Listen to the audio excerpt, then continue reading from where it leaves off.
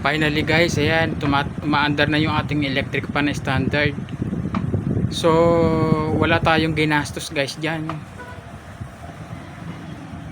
Kaprasong wire lang ang ginamit natin yan guys para ayan ay umandar na guys. For today's video ay gagawa tayo ng isa pa uling standard na electric pan na ang brand niya ay standard, na ang ayon doon sa may-ari, bigla lang daw itong huminto. Maandar, biglang huminto. Wala naman daw usok na nakita sila. So, testingin nga natin ito guys sa tinatawag natin madaling paraan. Unang-una, alamin natin itong ang kanyang power cord. Baka ito'y lost connection. Gagamit tayo ng multi-tester. Ito, iseset natin sa ohmmeter. Yan. Ngayon guys, ikuko natin ito. Checkin natin itong power cord niya. Baka nagkaroon lang ng loose connection na yan.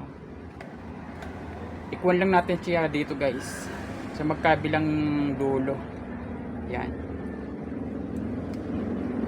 Sa magkabilang dulo ng terminal, ilalagay natin itong ating tinatawag nating mga test prop. Tapos pindutin natin number 1, number 2, number 3. Wala rin guys. So wala siyang palo.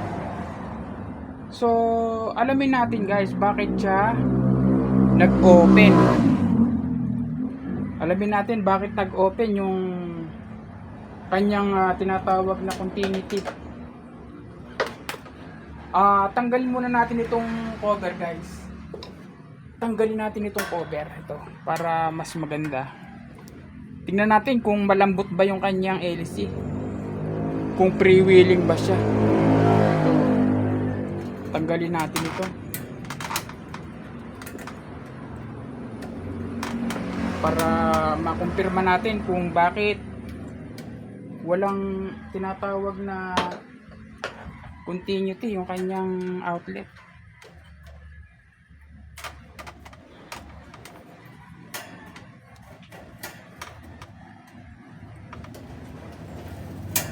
Yan. After natin matanggal to guys, tingnan nga natin ito kung malambot. Ito guys, napansin nyo, lambot naman niya. Ibig sabihin freewheeling naman ito. Yan. Ang gagawin natin dito guys, check upin nga natin itong likod niya. Itong likod na lang na ito guys. Yan, ito. Yan, nakikita nyo ba guys? Yan, tingnan natin yan. Sa madaling shortcut na, pagtetest ng ating tinatawag na electric pan, pagka ganitong biglan lang huminto, possible na ang problema nito yung thermal fuse guys. Ngayon, paano ba natin malalaman kung thermal fuse ang kanyang tinatawag na problema? Dito guys, sa kanyang tinatawag na cord, yan. Tingnan muna natin guys kung merong palo yung kanyang tinatawag na ito, yung capacitor niya. Ito guys, nakikita nyo ba ito? Capacitor yan, yan. Yung capacitor na yan, kapag kaya buo pa yan guys, ayan. Check upin natin. Pagka yan guys pumalo, ibig sabihin niyaan, ayan, buo pa yung motor guys, ayan ibig sabihin, okay pa siya. Ngayon, ilagay natin yung isang terminal dito. Ayan. Tsaka natin ito ilagay dito. Ayan guys, so ibig sabihin, buo pa guys ito. Ang nasira lang dito, yung tinatawag nating thermal fuse. Gagawin natin itong electric pan nito na sa madaling paraan na wala tayong gagastusin guys. Gagamit lang tayo ng wire.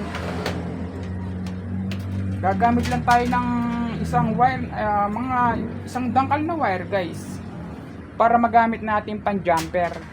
Ngayon, paano ba natin ito gaayusin? Dito guys, yan, dito mapapansin niyo yan, yung wire na yan.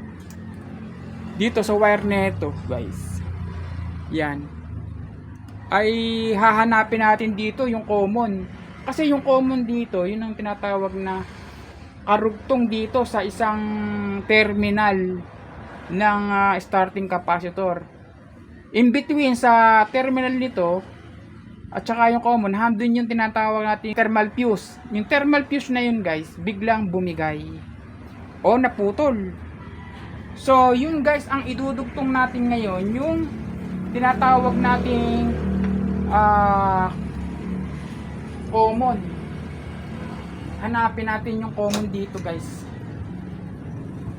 Hanapin natin yung common at idudugtong natin dito sa ating tinatawag na starting capacitor sa isang terminal. Guys, yung green, no? Puputulin na natin dito yan. Nakikita nyo ba guys? Yan, no? Ito. Yan yung kulay green na yan. Yan yung puputulin natin at i-connect natin dito sa isang terminal. Doon sa kulay itim natin ilalagay guys yan. Okay. Antabayanan nyo lang guys at puputulin na natin ito. Okay, naputol na natin guys ito. Ngayon, ito idudugtong natin ito sa isang terminal naman sa isang terminal ng ating tinatawag nating yan. Idudugtong natin yan dito sa terminal ng isang kuha natin na yan ng capacitor. Ito guys, nakakita na ako ng wire. Ito idudugtong natin doon. Yung wire nito. Yan. Medyo pumapalong yung ating video guys. Ayan. So, idudugtong na natin ito guys. Yan.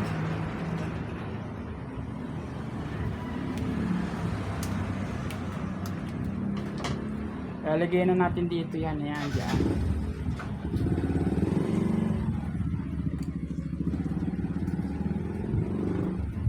Yan.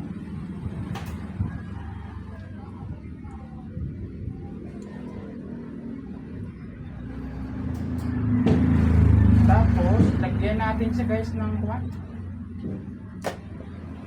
Ng electrical tape. Ito, gagamit tayo ng electrical tape.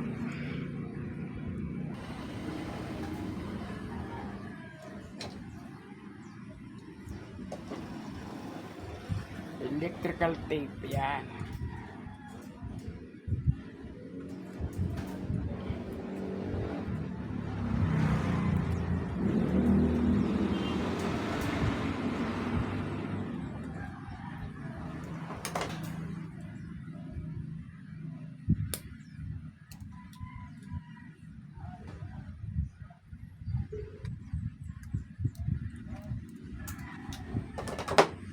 Ngayon, ikukunik na natin sa isang linya. Sa isang linya ng starting capacitor, guys. Dito, yan, oh.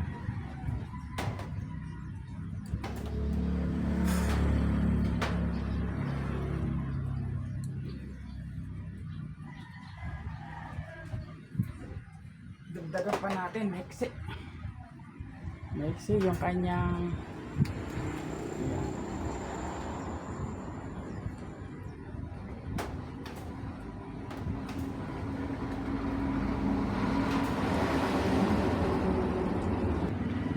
Dito guys, wala na tayong ginastos kundi kapirasong wire lang, nag-jumper lang tayo dyan. Ngayon, i-test nga natin ito guys kung pwede na itong paandarin guys. Kung pwede na siyang umandar. Yan ha, nakakabit na, naikabit na natin guys. Yan. Testingin na natin ngayon guys. Yan. Itong ating ating cord nito, isasaksak na natin dito guys. Yan, yan, nakapapansin nyo yan.